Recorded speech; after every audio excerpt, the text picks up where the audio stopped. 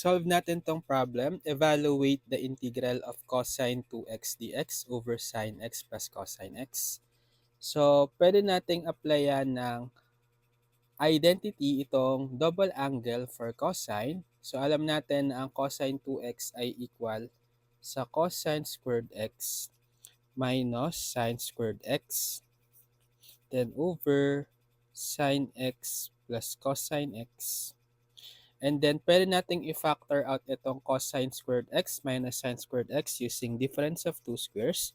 So, that's equal to cosine x plus sine x times cosine x minus sine x over sine x plus cosine x dx.